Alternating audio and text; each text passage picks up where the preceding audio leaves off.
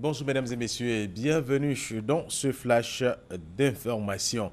La baisse du coût du transport en Côte d'Ivoire entre en vigueur à partir de ce lundi. Il s'agit du transport urbain et interurbain. Nos reporters feront le constat sur le terrain.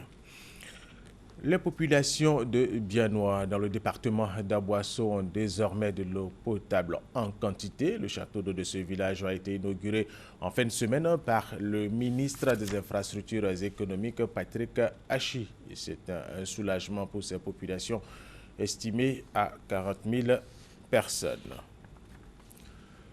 La Côte d'Ivoire célèbre à partir de ce lundi la Semaine nationale de la propriété édition 2016 avec pour thème « Une ville propre et assainie ». C'est l'affaire de tous. Objectif, attirer l'attention de tous sur la propriété pour notre bien-être. Alexis Ouedraogo. Une semaine pour transformer les habitudes de vie et changer la face hideuse de la Côte d'Ivoire.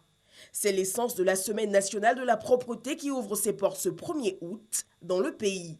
Notre quartier, notre cité ne doivent en aucun cas être transformés en poubelle. De même, personne n'est propriétaire du domaine public.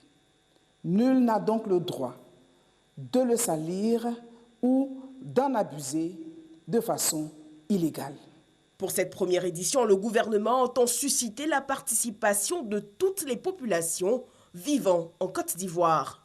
Fiers Ivoiriens, notre responsabilité est engagée pour l'émergence de notre pays. Je vous invite donc, au nom du président de la République, son Excellence M. Alassane Ouattara, et au nom du gouvernement, à vous approprier les règles simples d'attention. 7 points clés de propreté seront prêchés le long de cette semaine, des actes pratiques de civisme. Je jette mes déchets dans une poubelle. Je balaie et lave mon espace de vie et de travail, à l'intérieur et à l'extérieur.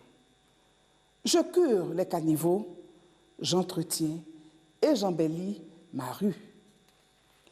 Je répare, nettoie et range mes équipements et outils de travail. Je répare les fissures, repeins et entretiens ma façade d'habitation et ma façade à usage professionnel. J'évite de déféquer et d'uriner à l'air libre. J'évite de troubler la quiétude du voisinage, en particulier la nuit et pendant les heures de repos. Au terme de cette semaine, les bons gestes de vie devraient être bien retenus.